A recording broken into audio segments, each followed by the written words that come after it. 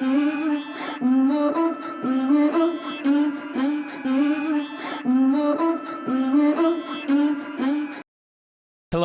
and welcome back to Bending the Bar podcast. I'm your host, Ivan Roan, and with us today, co-hosting, Mike Morak. What's there going you go. on? How you doing, Mike? Pretty good. Joined this weekend off. Oh, yes, sir. Not much going on. Got some of the work done for school and Yeah, pretty just much. chilling, On chewing the the pod. deload. Took a little rest day from the gym. Had to make sure we're, growth is the most important thing, and that comes from your rest, right? When you're in the gym, you're breaking down your muscles. When you're outside the gym, you're eating, you're growing. That's the key part. Yeah, and you also, that Thursday workout with the legs was a killer. Legs Hour, was wild. 45 minutes of Death. going balls to the wall. It's pretty solid. Look, I'm not a big fan of hack squats, so you know what we went and did? Hack squats.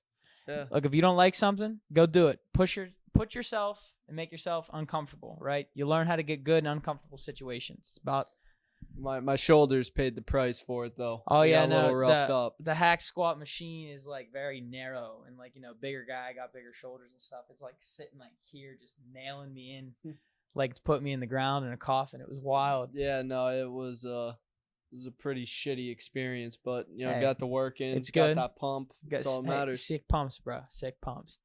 Speaking of pumps, I copped some Axe Sledge hydraulic deadlifts and gummy bears flavors, and I have to say I tried that on my shoulder day yesterday. It was pretty wild. Pretty wild. I don't know what the hell that is, but I'm assuming they're pretty good. Yeah, so it's a non-stimulant pre-workout, good for blood flow, nutrient flow. Use my promo code AROAN10 on all your Axe Sledge purchases to save 10% off. Links in my link tree, in my bio, all over my Instagram. You can find them. Word. Word. Instagram, king.ivan.james. Morak_1. You need any sports picks, gambling advice, hit me in the DMs or follow Parlay Prince. On YouTube. We'll get you right. He's the man. Look, if anyone knows the game of gambling, it's Mike Morak. I'm telling you. He's the future of gambling within sports. There's no doubt about that. We're on the come up. You're on the come up. Hey, it's the grind, baby. All right, so what do you want to talk about today? All right, so topics we're going to talk about today. Talk about the Dolphins, Flores. What a sticky situation that is for something. the NFL now. Oh, my Lord. And he's not the only person that reported that there were some incentives for losing as well, like owners like paying to lose games. Hugh Jackson from the from the Browns a few years back also claimed that. And, that's not the only thing. He's out of a job, Brian Flores, after what most people think pretty solid first 3 years as a head coach in the NFL. I was pretty surprised. And now there's reports out about, racism, this and that. And, I don't know to the extent I can't, allegedly there is racism. But at the end of the day, Brian Flores is a hell of a coach and he deserves to have a job. That's no doubt about it. For sure. My whole thing on that is, if it is true, right, paying to lose games just kind of shows that there's always a bigger picture, I feel, especially like with these, it's a business, right? Major league sports, that's a business. So yeah, no, I think it definitely hurts the integrity of the game. Oh, for sure. Because you could look at a guy, from a gambling side of it, say the owner's paying the coach $100,000 to lose games. He could literally just slam the other team who he's playing against and pretty much make a lot of money off that. Just cash. And also, but, at the end of the day, if you're a team, like say you're not going to make the postseason, you're trying to lose games to get a better draft pick, I can see it from that angle as well, but not necessarily throwing the game. Like you could do something in terms of like player personnel and bringing guys in that probably shouldn't be playing. But if you're just trying to throw games, now that hurts the integrity of the game, and that's where as a fan you should be appalled by it. Yeah, it's when you mess with the game and just the art and the nature of the competition, that kind of really just throws a monkey wrench in the situation. It's disgusting. Most definitely. It's definitely the wrong thing to do, especially when we're in a business and you're trying to entertain people and you have a fan base that pays millions of dollars each year to see you win. Exactly. That's not fair. But the Brian Flores thing and how he's not gotten a job. Right now, there's only one minority coach in the NFL, Mike Tomlin. Yes, sir. Go Lurs, baby. Steeler fan. You already know. That's a little tricky because I look at it like, there should be more in a way because there's a lot of minority coaches that are, I would say, very skilled and know the game and are good leaders like Brian Flores was. And, I don't think we should be hiring based off somebody's skin color.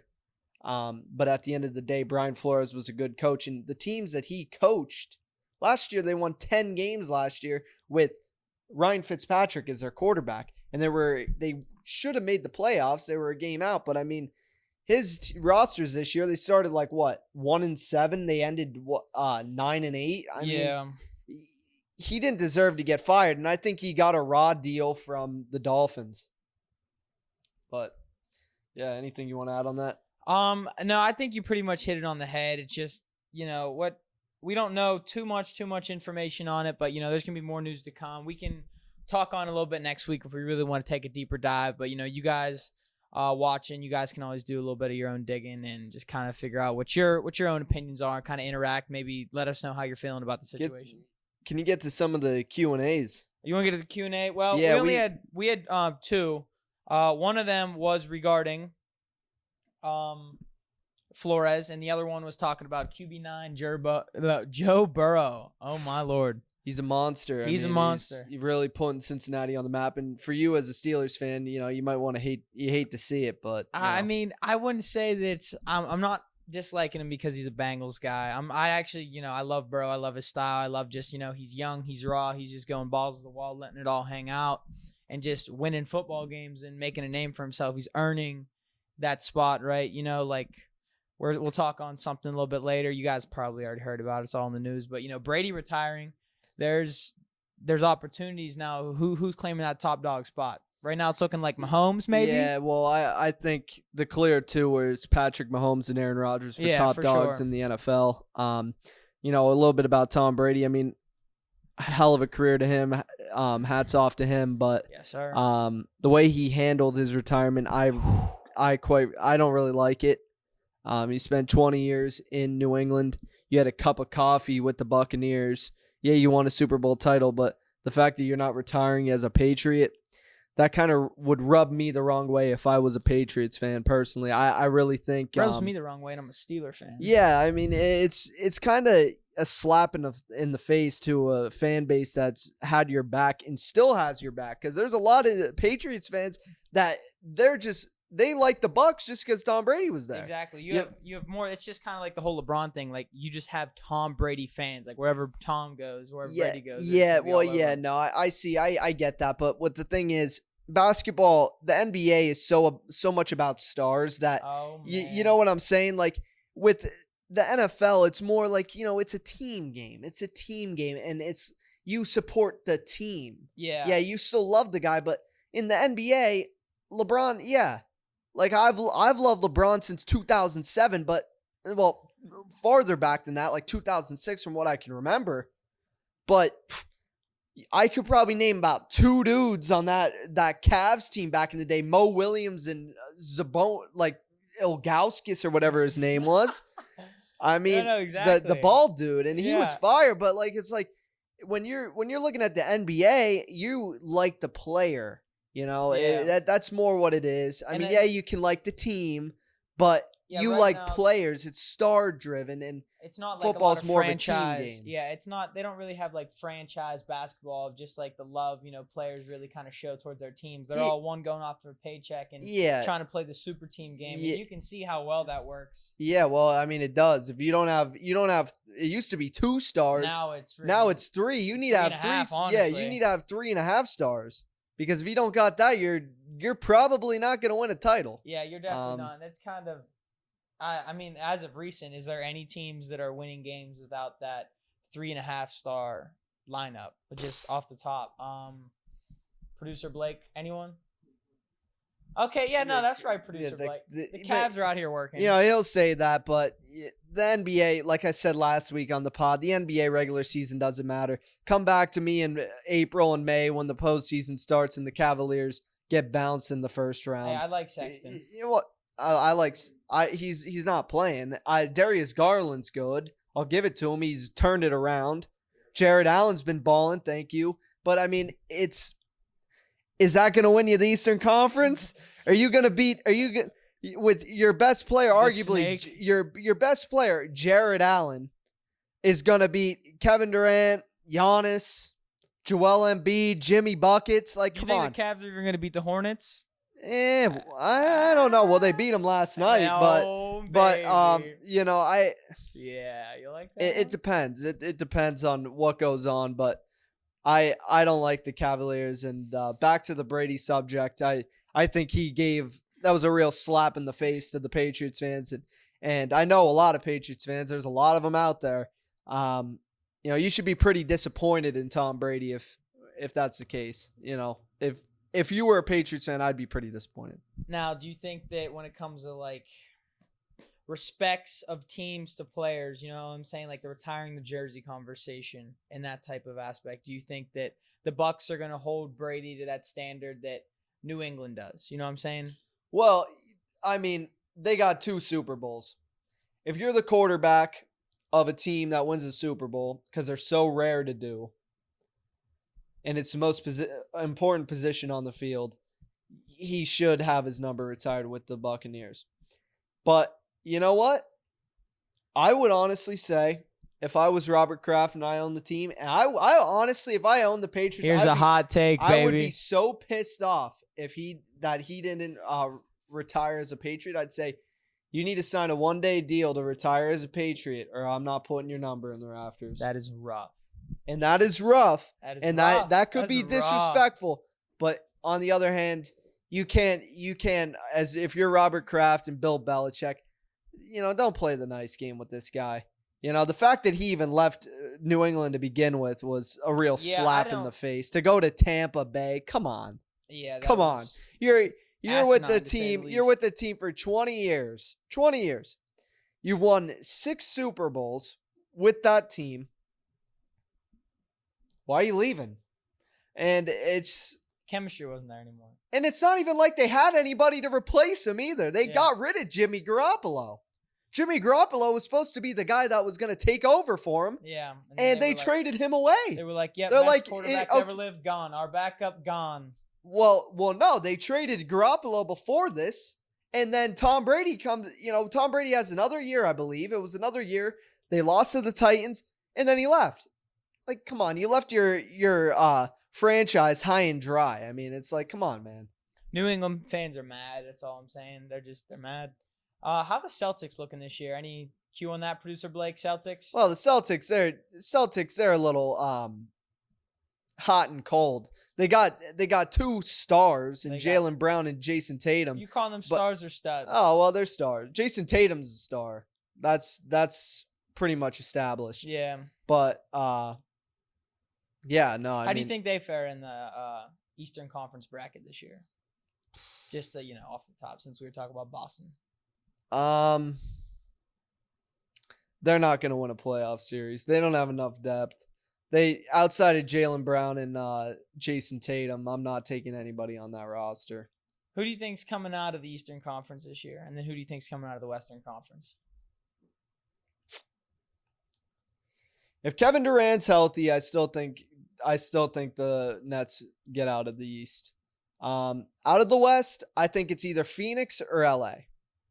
I don't think, like, I look at Golden State. I don't think Golden State even mops the floor with Golden State's era is over. It's done for. Yeah, and they don't have enough. They don't have a big enough post presence for me for them to win a title this year. And I'm gonna have to go with.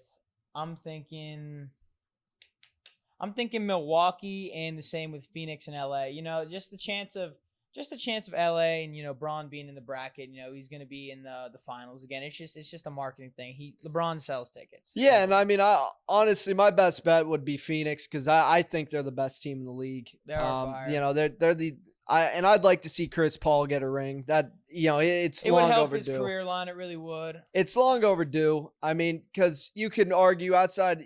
He's that guy. He deserves to be like in the conversation for top 5 point guards all time. Oh, Maybe for even sure. top 3. He deserves a ring. Yeah, definitely. You don't want to be putting him in the same class as, Charles Barkley. You ever call his house and just go straight to voicemail because there's no ring. See, I did there a little bit. Yeah, well, Charles Barkley was a hell of a basketball player. I think people are always gonna clown him, but the thing is, when he got drafted, it was right with the Sixers. It was 1 year after Dr. J and Moses Malone won the title and they started going downhill. And then he got traded to Phoenix. They had 1 year. They lost to the Bulls in 6 games and he won MVP that year. Charles Barkley was a great player and a little disrespectful to him, but also, I mean, he gets clowned on, him and Shaq, his persona on television is to come across as like he doesn't know what he's talking about, but he seems like a good dude. More on Shaq Diesel and Ben Simmons. I know you're a Sixers guy. How do you feel about them two going head to head? Well, first off, how do you feel about Ben Simmons not playing? What do you feel about that? Well, I think Ben Simmons is doing a big disservice to himself. Because Idiot, moron. You hear it? You're a moron. He's got generational level talent. He really does. I don't think so, honestly. No, I don't think he he's a good does. player. He does. He's you don't. How is he a point guard? And you don't make the All-Star game the first 3 years of your career. If first 3 you don't win. Didn't he you win don't Rookie of the Year in his second year. year? Well, no, he didn't play it, but Asterisk. you don't. Okay, you don't play. Yeah. You don't get a Rookie of the Year and then a Rookie of the Year and 3 All-Star games in your first 4 seasons if you're a scrub. Like the guy is talented, but the thing is, he doesn't put the work in to better himself, which is a big disservice to himself because it's like, dude, you're at a point now where like you have the talent, you're not putting it together and you're not working hard. And that's kind of like the biggest thing about it. I mean, it's like he's getting paid. Like yeah, I mean, you're getting paid $40 million. How would that's my biggest problem with Ben Simmons is like you're getting paid $40 million a year. All right, there's people out in this country that are living paycheck to paycheck, dreaming. How about the kids that are like they go and play D3 ball? They don't have any money. And they're not on scholarship, and they're pursuing their goals and they're just playing because they love the game. And you're making $40 million a year and you're not even trying. That's kind of the saddest thing about it for me. Pathetic. I'm a Sixers fan, but I'm a reasonable Sixers fan. A lot of people want him to get just traded for nothing. I don't stoop to that level. I'm not going to just listen to this guy's demands. For too long in the NBA, there's been too many dudes that have been say, okay, I want to go here. Trade me. Anthony Davis did that. Trade me. James Harden did that. And it's they all do that. Well, LeBron did that. Well, LeBron no. LeBron would never do what Ben Simmons is doing. Oh yeah, no. LeBron. I have no problem with an NBA player or any athlete in general wanting if they're a free agent, if they want to go somewhere else, fine. But if you sign a contract and 1 year in, you're saying, okay, yeah, I'm done. That's a little wrong. Like, I want to trade me now. Well, you shouldn't have signed that contract literally 12 months ago if you knew this was the case. It's kind of situation with my lease at the moment. I signed this lease and I'm trying to freaking get out of it, Yeah. Well, I mean that's a different story. That's a different circumstance, but I mean, these apartment complexes sometimes they can take the advantage Listen, of once their it tenants. gets listen to this. Here's a quick story time for the pod. We talk about life, bending the bar, it's all the concept, pushing the limits. It gets up to 80 degrees like in our apartment now the past couple nights at night. And, I call the office, try to have them, take a look at it. They send maintenance down here 2 days after the fact. Maintenance guy screaming at my door, doesn't knock or anything. He's just screaming maintenance, maintenance, maintenance. I'm like, hello? He goes, yeah, we can't even fix your AC unit. It's too cold outside. For all my viewers up north, it was 59 degrees this morning when the maintenance guy was here. Just throwing that out there. Most of you guys would be in shorts and a t-shirt with flip-flops and ready for the summer and he's getting your tan. He's in a coat, a full winter coat. Who? The maintenance guy. Yeah, maintenance guy's freaking sitting here, with his little beanie hat on, his jacket. He's like, it's too cold out to do anything. I was like, okay. So I call the freaking office. I'm like, all right, this is what I'm going to do. I tell the office, I'm like, how about this? Because your maintenance guy just told me you can't fix the issue, and I'm not trying to, because I can't sleep at night when it's 80 degrees. I'm sitting here sweating. So I go and I call the office. I'm like, hey, yo, I will call HVAC and I will have them bill you. And they go, oh, no, we can't do that. We talked to the maintenance. I was like, I just talked to the maintenance. You don't make any sense. That's just blasphemy what I'm dealing with. These people they're just trying to take advantage because, they're getting kickbacks and everything from us being students and blah, blah, blah, blah. X, Y, and Z. Moral of the story, kids. Do your research of where you're going to move before you move there. Yeah, I mean, but at the end of the day, it's not a bad pad. They do at this apartment complex. We're not going to name any names for any legal problems here, but it's the type of place where they're going to make it nice for when you go on a tour, make it look like it's some upscale living with a laid back lifestyle. Oh, yeah. Hint. Look that one up. Yeah. And then once you move in, it's not even close to what you paid for. But, that's the part of life. I mean, they're going to take advantage of you because they know you're a college kid. You're vulnerable. Yeah. And chances are you're going to be coming down doing a tour with your family. And it's like, the parents want to, see, oh, we have security. Security's not even ever here. And if they are, they're sitting in their cars. We have security? Yeah. I didn't know that, actually. It's a big crock, man. A lot of the times, they don't pay for the repairs. I mean, and they're making coin, dude. Oh my gosh.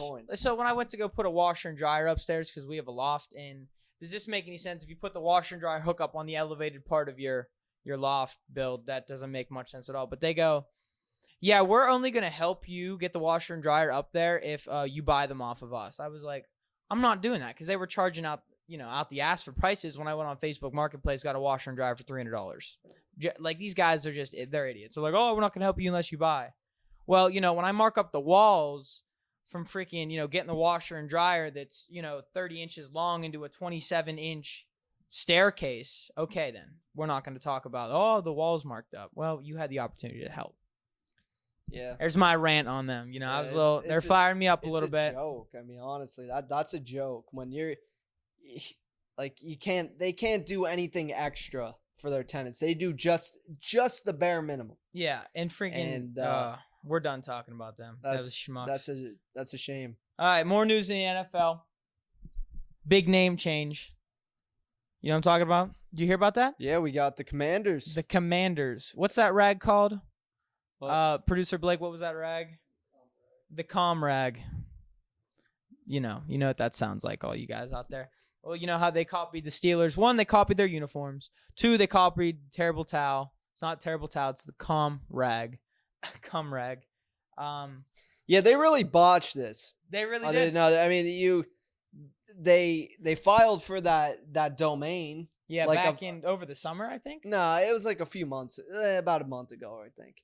And then a few days ago, few days before the name was announced, they're putting up all these signs inside the building, and the helicopters are going and taking, there's no surprise element. Yeah. Nothing.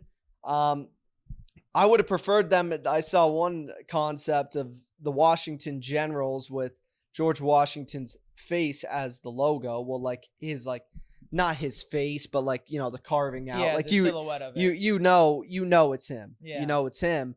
And the only problem with that is, well, it wouldn't be too far off. Now, the Washington Generals are the team that they play against the Harlem Globetrotters, and they lose every single time. Now, that's not far off from the Commanders because they lose all the time as well. Oh, Lord. I would have preferred them to go with the Red Tails and that was one of their concepts, and they had a really clean logo, this and that. And it was also kind of a nod to the old history of the Washington Redskins, which the franchise did win 3 championships with. It was a proud franchise for a long time until the new guy came in, Dan Snyder, and they haven't won a playoff game in 23 years. So yeah, they're a joke. I mean, Washington, not the football team. They have so many names. The Commanders. Turds. Yeah, it's a real joke. All jokes.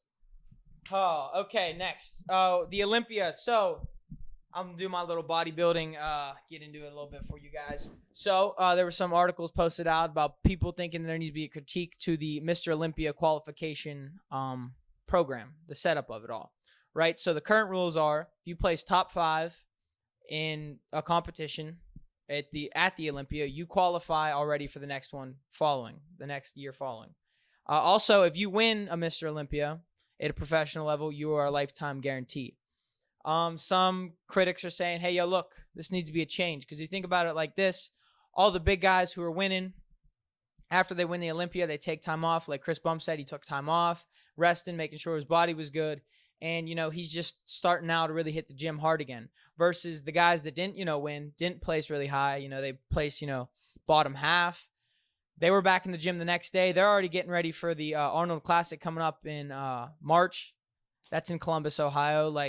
So if you have all these athletes going through, a bulk and a cut and a bulk and a cut, and then they're prepping for shows and blah, blah, blah, blah, blah, they're not going to be able to maintain as much size throughout the year, throughout the season as, Big Ramy and Chris Bumstead and, Terrence Ruffin competes in it. Breon's competing in it.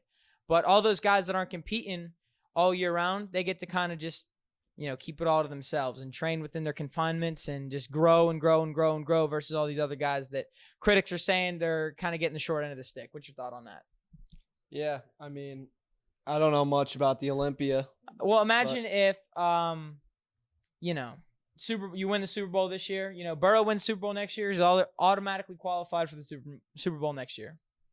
Yeah, that's a little unfair. You gotta put that work in. But at the same time, I mean, it's kind of like the Masters tournament. If you win the tournament, you get a green jacket. You can play there the rest of your life. And, I can respect that. You put the hard work in to be a champion. You should get a little bit of credit over people that aren't champions. I mean, yeah, in bodybuilding, it's like an individual sport. So there's their differences there. And it's much more of I feel, my personal opinion, it is the hardest sport on the planet. You know what I'm saying? It's much more than just, NBA players, for example. They do their pregame prep and watch the film and all that stuff. But, they're not really, pressed for food, dieting. It's not really a mentally grueling thing. If you guys don't know, prep is when you kind of deprive yourself, cut back on the body fat to low percents. Sub 5 is typically where professionals compete at. That's a mental game. That's great. Those guys only think about food at that time. They think about food. They want to eat. And they're not allowed to eat. And they think, I need to keep not eating. And no, they're not starving themselves, but they are because, you think Chris Bumstead in his offseason at 260 pounds, eating 6,000 calories. His last prep for the Olympia, 2 weeks out, he was eating 1,500 calories. Essentially starving himself, right? For a regular person, that's not starving, but for those guys, it's a grueling process, and it just puts them through the ringer, right? Yeah, I mean, I think bodybuilding is probably the hardest sport to really be a professional at. Yeah. And they're the most underappreciated, like you said. It's not mainstream. That's because of a lot of the... You make it's not mainstream because, it's not the most enjoyable thing Yeah, to watch you really on kind of... TV. You don't watch bodybuilding to, it's not as entertaining as, if you put on a football game for most of you guys, but it's more... Bodybuilding's a sport on the process, right? Not necessarily, no one talks about practice with mainstream sports, really.